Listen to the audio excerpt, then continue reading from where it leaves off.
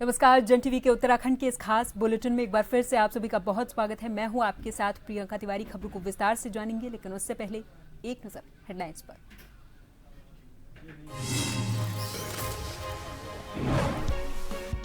उत्तराखंड में मनाया गया आयुर्वेद सम्मेलन आरोग्य एक्सपो कार्यक्रम। सीएम धामी ने की शिरकत। आयुर्वेद और आयुष का वास्तविक केंद्र, जहां दुर्लभ जड़ी बूटियों का भंडार।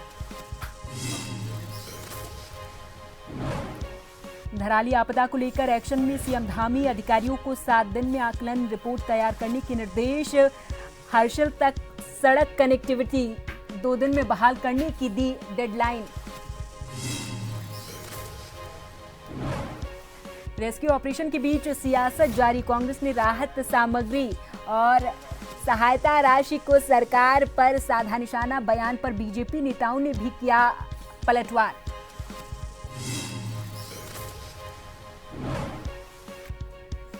मतदाता सूची में गड़बड़ी का मुद्दा गरमाया। राहुल गांधी के संदेश पर उत्तराखंड कांग्रेस की बैठक। वीडियो संदेश के साथ कार्यक्रम आयोजित।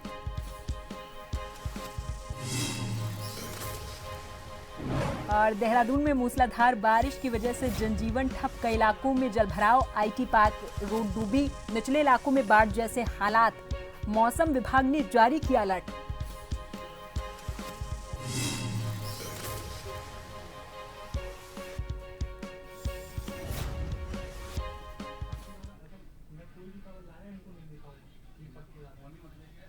और अब खबरों को जानेंगे विस्तार से। उत्तराखंड के मुख्यमंत्री पुष्कर सिंह धामी देहरादून में 10वें विश्व आयुर्वेद सम्मेलन और आरोग्य एक्सपो कार्यक्रम में शामिल हुए। इस कार्यक्रम में शिक्षा और चिकित्सा मंत्री doctor Dhan Singh Rawat, world Ayurveda foundation के अध्यक्ष चंद्रशेखर नायर सहित कई गणमान्य लोग मौजूद रहे। मुख्यमंत्री धामी और अतिथियों ने दीप प्रज्वलन कर कार्यक्रम का शुभारंभ किया। इस अवसर पर मुख्यमंत्री ने कहा कि उत्तराखंड आयुर्वेद और आयुष का वास्तविक केंद्र है।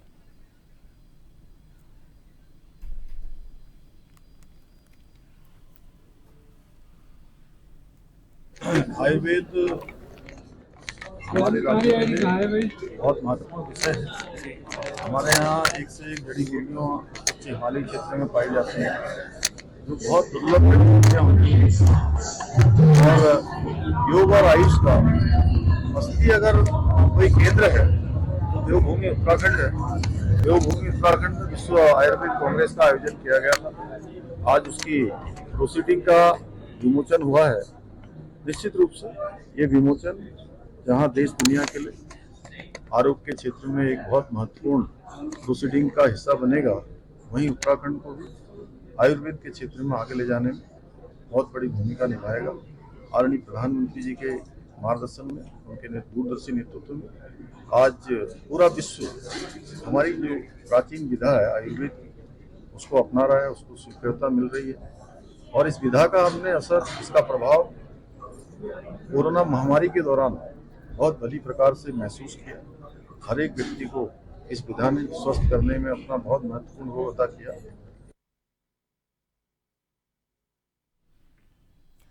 भारतीय सेना ने नागरिक प्रशासन के साथ मिलकर लिमछिया गाड़ में बैली ब्रिज का निर्माण पूरा कर लिया है। 5 अगस्त को बादल फटने से धराली का मूल पुल बह गया था, जिससे इलाके का संपर्क टूट गया था। मुख्यमंत्री पुष्कर सिंह धामी ने बताया कि गांव में बिजली और मोबाइल नेटवर्क बहाल हुए हैं। खाद्य सामग्री और कपड़े पहुंचा दिए गए। बैली ब्रिज बनने के बाद आवाजाही शुरू हो गई है। उन्होंने कहा कि अब प्राथमिकता सिंचाई और चैनलाइजेशन उपकरण भेजने और जहां सड़क संपर्क टूटा हुआ है वहां रास्ते दुरुस्त करने की है।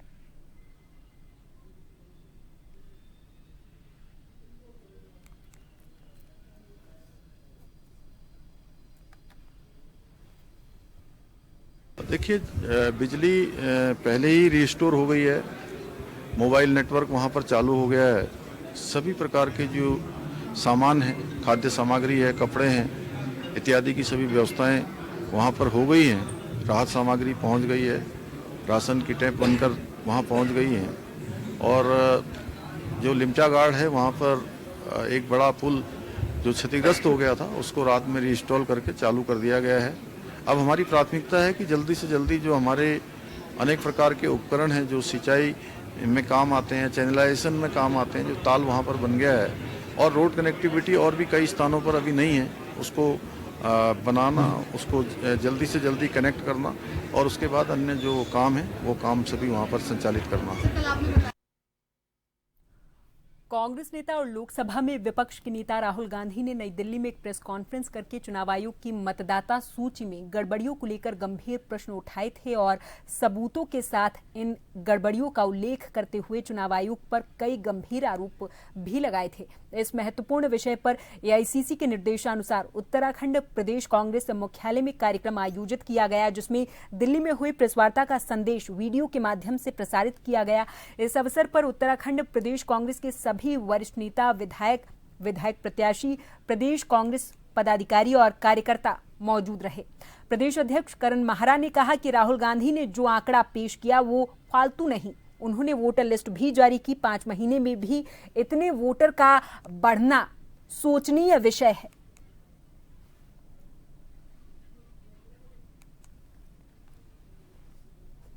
इलेक्शन कमीशन सच बताने के लिए तैयार नहीं है, तो ये दिखाता है कि वोटर की चोरी हो रही है, हमारे अधिकारों की चोरी है। आम आदमी के, जो आम इंसान है, उसके अधिकारों का हनन है, चोरी है, लोकतंत्र की हत्या है। और ऐसे में देशद्रोह के मुकदमे दर्ज होने चाहिए ऐसे अधिकारी कर्मचारियों के ऊपर और सरकार के उन लोगों के ऊपर जिन्होंने सब किया है, और निश्चित ही राष्ट्र को बचाने के लिए आवश्यक है। और मुझे लगता है, मैं उम्मीद करता हूं कि सुप्रीम कोर्ट इसका स्वयं संज्ञान लेके कुछ ना कुछ कार्रवाई करेगी। उत्तराखंड में पंचायत चुनाव के ब्लॉक और जिला पंचायत अध्यक्ष के नामांकन की प्रक्रिया शुरू होते ही सियासी पारा चढ़ चुका है। भाजपा का ये दावा है कि राज्य के सभी 12 जिलों में जिला पंचायत अध्यक्ष और ब्लॉक प्रमुख उनकी पार्टी से ही होंगे। सुनाएंगे। देखिए, जहाँ तक रही बात हमारी भारतीय जनता पार्टी की, तो निश्चित रूप से जो हमारे प्रदेश अध्यक्ष श्री महेंद्र भट्ट जी ने कहा है कि हम अपने सभी जिला पंचायत में अध्यक्ष बनाएंगे, ब्लॉक प्रमुख बनाएंगे, तो निश्चित तौर पर उसको धरातल पर देखने को मिलेगा। और रही बात कांग्रेस की, तो उनकी मुंगेरी लाल के हसीन सपने हैं, देखने दो। सपने देखने का अधिकार सबको है, सब अपने अपने तरीके से सपने देखते हैं। और क्या करण महाराज जी को कांग्रेस पर और अपने आप पर और अपने लोगों पर बिल्कुल भी विश्वास नहीं है? क्या वो अपने कार्यकर्ताओं को, जिनको उन्होंने खुद सिंबल दिया है कांग्रेस का, उन पर उनको एक रत्ती का भी भरोसा नहीं कि वो खरीद फरोख्त में आ जाएंगे और बिकने वाले उनके कार्यकर्ता हैं? कम से कम भाजपा तो इस तरह के बयान नहीं दे रही है ना, क्योंकि उनको अपने सभी कार्यकर्ताओं पर पूरा भरोसा है, सभी जिनको उन्होंने सिंबल दिया है उन पर पूरा भरोसा है। लेकिन कांग्रेस को इस तरीके की कुदबुदाहट क्यों हो रही है, क्यों इतना बौखलाए हुए? निश्चित रूप से तब ये कहा जा सकता है कि उनको अपने ही कार्यकर्ताओं पर, अपने ही दिए हुए सिंबल के लोगों पर बिल्कुल भरोसा नहीं। उनको पता है कि पूरी कांग्रेस बिक जाती है, तभी वो इस तरीके की बात कर रहे हैं। आ रही जहां पर देहरादून में भारी बारिश की वजह से आम जनता बेहद परेशान है। नदी नाले उफान पर आ चुके हैं। देहरादून में भारी बारिश की वजह से नदियां उफान पर हैं। इस वक्त की बड़ी खबर, कांवली रोड पुल के ऊपर से नदी का पानी बह रहा, पुल पार करने की हिम्मत नहीं जुटा पा रहे लोग। बड़ी जानकारी, तेज बहाव में लोग फंस गए हैं। संपर्क में रहने की अपील की गई है और ये कहा गया है कि संपर्क में रहें, सतर्क रहने की अपील आम जनता से प्रशासन की ओर से लगातार की जा रही है। और ये कहा जा रहा है कि देहरादून में या फिर पूरे उत्तराखंड में मौसम विभाग की ओर से जो अलर्ट जारी किया गया है, उसकी वजह से आमजन बेहद सतर्क रहें और अलर्ट मोड पर रहे। कभी भी कोई भी प्राकृतिक आपदा हो सकती है और उससे निपटने के लिए पूरे तरीके से आम जनता तैयार रहे। बड़ी जानकारी, तस्वीरें आपको दिखा रहे हैं। देहरादून में नदियां उफान पर आ चुकी हैं और इसकी वजह से ये जो पानी का तेज बहाव आप देख सकते हैं, इसकी वजह से एक तरफ जहां घरों में पानी घुस रहा और वहीं दूसरी तरफ गाड़ियां भी इस पानी में डूब चुकी हैं, ट्रांसफार्मर डूब गए हैं। बिजली के जो उपकरण है वो डूब गए हैं। आम जनता इस भरे हुए भारी ये जो बहुत तादाद में पानी भरा हुआ है, इससे निकलने के लिए आम जनता मजबूर है। और इस पूरी खबर पर हमारे साथ देहरादून से हमारे संवाददाता यशदीप आर्य फोन लाइन पर जुड़ गए हैं अधिक जानकारी के साथ। यशदीप, उत्तराखंड की अभी तस्वीरें जो हम दर्शकों को दिखा रहे हैं उसके बारे में बताएं, और ये भी बताएं कि आईएमडी की ओर से किस तरीके का अलर्ट आने वाले समय में जारी किया गया है। यशदीप जी, राजधानी देहरादून में रात से ही मूसलाधार बारिश हो रही है, जिससे नदी हो नाले हो वो सभी उफान पर है और निचले इलाकों में भी लगातार जल भराव की जो स्थिति है वो देखने के लिए मिल रही है। लगातार जैसे हमें देखने के लिए मिला, देहरादून और बागेश्वर जिलों में आज कक्षा 1 से 12 तक के सभी स्कूलों को बंद रखने के आदेश दिए थे। वहीं बारिश के असर को राजधानी के जो टपकेश्वर मंदिर में साफ देखा जा रहा है कि यहाँ की जो तमसा नदी का जल स्तर है वो खतरनाक स्तर पर पहुंच गया है, जहाँ पर तेज बहाव से लोगों में डर का माहौल बना हुआ है। और लगातार जिस तरीके से बिना रुके बारिश हो रही है, इससे बिंदाल हो रिस्पना की जो नदियां हैं वहाँ के भी जो जल स्तर है वहाँ बढ़ गया है। ये दोनों नदियां जो है, चाहे रिस्पना नदी हो चाहे बिंदाल नदी हो, ये दोनों मिलकर सुसवा नदी बनती है और ये दोनों ही नदियां इस समय जो है उफान पर चल रही हैं।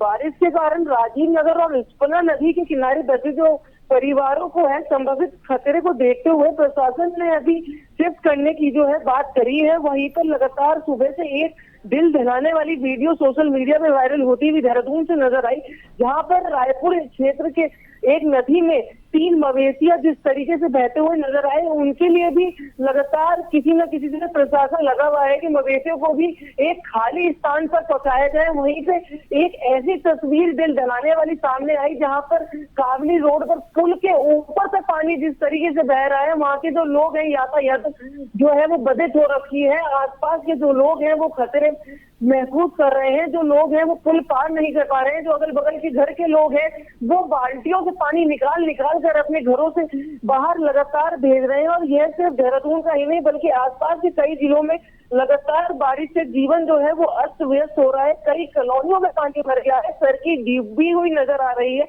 देहरादून के आईटी पार्क से एक बहुत बड़ी तस्वीर सामने आ रही है, जहां पर जो यातायात है वो बाधित होती हुई नजर आ रही है। जो मेन रोड है जहां पर 24 घंटे ट्रैफिक जो है बिना रुके चलता रहता था, वहां पर भी लोगों को मजबूर होकर रोड पर रुकना पड़ रहा है, क्योंकि मेन रोड पर इतनी तेज पानी का बहाव है कि लगातार वहां पर जो आम नागरिक हैं वो परेशान है, जो लोग हैं वो जा ही नहीं पा रहे हैं। और लगातार जो देहरादून के एसएसपी है सभी लोग बने हुए हैं। जी यशदीप, प्रशासन की ओर से किस तरीके की तैयारी आम जनता को लेकर की गई है, जल निकासी को लेकर की गई है, और श्रद्धालुओं के लिए किस तरीके की एडवाइजरी जारी की गई है, क्योंकि उत्तराखंड देवभूमि के नाम से भी जाना जाता है। यशदीप जी, देहरादून उत्तराखंड लगातार जो श्रद्धालु से भरा रहता है और इसी के लिए जिला प्रशासन की जो टीम है वो लगातार मौके पर हमें देखने के लिए मिल रही है।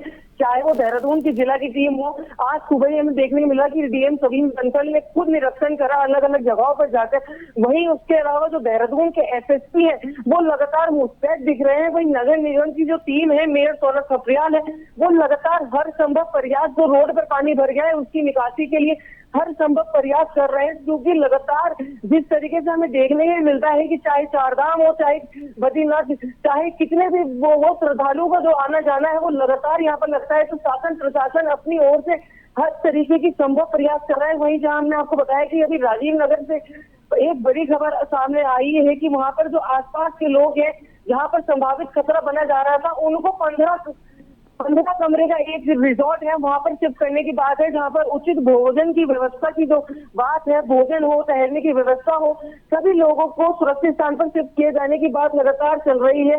और मौसम विभाग ने भी लगातार लोगों से अपील की है अनावश्यक यात्रा ना करें। और लगातार हमें यही देखने के लिए मिलता है, चाहे देहरादून की बात हो, अलग बगल स्मार्ट सिटी का काम लगातार चलता है, लेकिन जब इस तरीके की बारिश होती है तो लगातार जो रोडों पर जो पानी आता है, जल निकासी की जो समस्याएं आती हैं, अलग अलग जगहों पे देखने मिल रही है कि दुकानदार जो है वो खुद परेशान है, क्योंकि वह दुकानों के अंदर तक पानी घुस जा रहा है। ठीक है, बहुत बहुत धन्यवाद यशदीप तमाम जानकारी के लिए। शहर के कई हिस्सों में पानी भर चुका है, जिसकी वजह से आमजन बेहद परेशान है। हालांकि धामी सरकार की ओर से लगातार ये प्रयास किए जा रहे हैं कि जल्द से जल्द आमजन को सुरक्षा और उचित व्यवस्था मुहैया कराई जाए।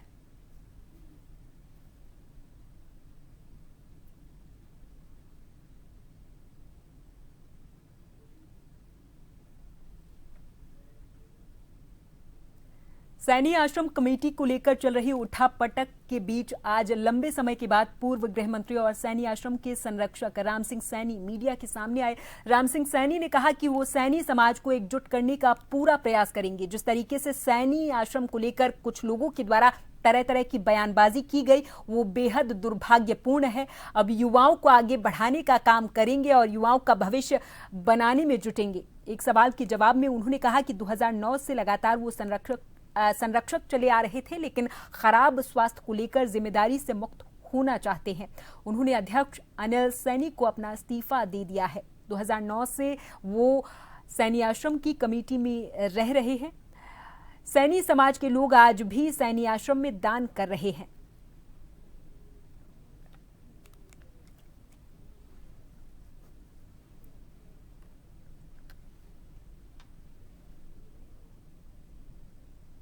ये बात, इसका सवाल या तो दे सकते हैं आदेश सैनी, जो कि सैनी सभा के अध्यक्ष थे, कि क्यों चुनाव नहीं कराए। और ये नई समिति बनी है, तो जो अनिल सैनी अध्यक्ष हैं वो डिटेल में आपको बता सकते हैं कि कैसे उन्होंने कार्रवाई करके कैसे कमेटी को रजिस्टर किया। दूसरे पक्ष का आरोप है कि आप ही के द्वारा इस समिति का गठन किया गया, आप ही मुख्य संरक्षक बन गए, आपके द्वारा ऐसे नियम बनाए गए कि 10वीं से ऊपर पढ़ा हुआ इसमें शामिल नहीं होगा। ऐसा है, मेरे द्वारा नहीं बनाए गए। ऐसा था कि सैनी, आप डिटेल में वो बताएंगे ना, प्रस्ताव हुए क्या हुआ, मैं मेरे पास नहीं ना। मैं तो सिर्फ उनको संरक्षक का मतलब, मैंने जैसे बताया ना, सैनी सभा में भी मैं कोई पदाधिकारी नहीं रहा। देहरादून में जारी बारिश के दौर ने राजधानी देहरादून में जनजीवन को प्रभावित किया है। शनिवार सुबह से ही हो रही लगातार बारिश के चलते शहर के कई निचले इलाकों में गंभीर जलभराव की स्थिति बन चुकी है। आईटी पार्क क्षेत्र में तेज पानी के बहाव की वजह से सड़कें डूब गई हैं और कई वाहन चालक फंस गए और यातायात बाधित हुआ है। स्थानीय लोगों के अनुसार पानी का स्तर तेजी से बढ़ने से क्षेत्र में आवागमन मुश्किल हुआ है। मौसम विभाग ने चेतावनी दी है कि देहरादून समेत कई जिलों में अगले 24 घंटे तक भारी से बहुत भारी बारिश हो सकती है। विभाग ने लोगों को सतर्क रहने और अनावश्यक रूप से बाहर न निकलने की सलाह दी है।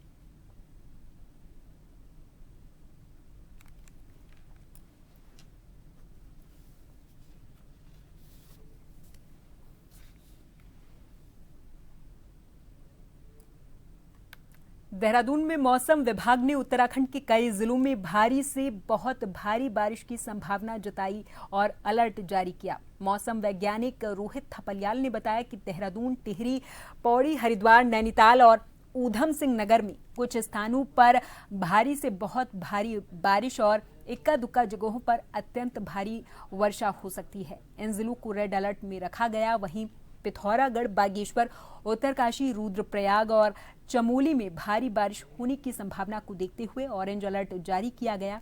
उन्होंने बताया कि 12 अगस्त को बारिश की गतिविधियां कुछ कम होंगी, लेकिन सामुदायिक प्रभाव के मद्देनजर देहरादून, पौड़ी, नैनीताल, हरिद्वार और ऊधम सिंह नगर में भारी से बहुत भारी बारिश होने की संभावना बनी रहेगी, जिसके चलते इन जिलों को फिर से रेड अलर्ट पर रखा गया है। 13 और 14 अगस्त को प्रदेश में एक बार फिर से बारिश तेज होने के आसार हैं। 13 अगस्त को देहरादून, टिहरी, पौड़ी, नैनीताल, चंपावत, बागेश्वर, ऊधम सिंह नगर और हरिद्वार में बहुत भारी बारिश होने की संभावना जताई गई है। इन जिलों को रेड अलर्ट पर रखा गया है, जबकि पहाड़ी जिलों में भारी बारिश की चेतावनी जारी की गई है।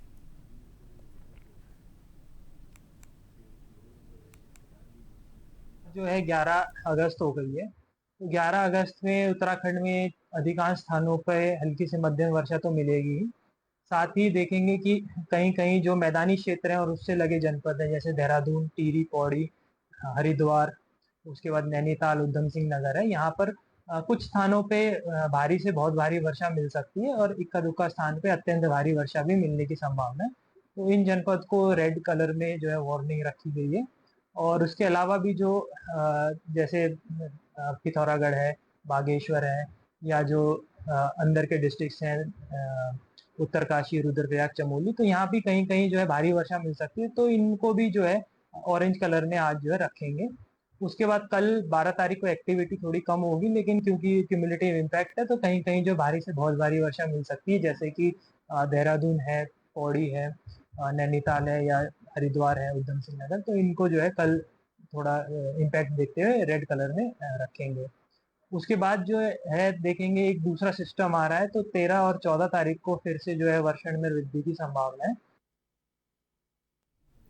देहरादून से खबर, रायपुर नाला पानी क्षेत्र में बरसाती नाले में कई जानवर बहते हुए दिखाई दिए। बता दें कि नाला पानी के बाद ये बरसाती नाला रिस्पना नदी में मिलता है। इस बीच जलस्तर बढ़ने से आसपास की कॉलोनी में खतरा बढ़ गया। प्रशासन ने सभी को अलर्ट रहने के निर्देश दिए हैं।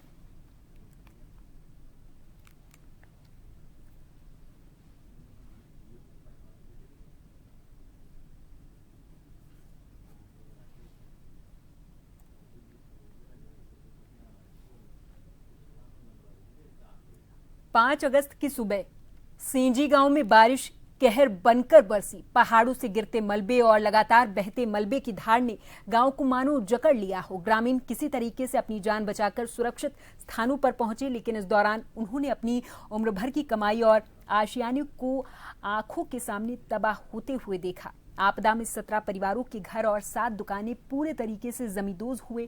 घटना में करीब 90 मकान और कई खेत क्षतिग्रस्त हुए। लोगों को लाखों रुपए का नुकसान हुआ। मुख्यमंत्री पुष्कर सिंह धामी और कैबिनेट मंत्री डॉक्टर धन सिंह रावत आपदा के बाद गांव पहुंचे और 15 प्रभावित परिवारों को 1,30,000 रुपए की राहत राशि दी, लेकिन ग्रामीण इसे नाकाफी बताते हुए सरकार से मुआवजा बढ़ाने की मांग कर रहे हैं।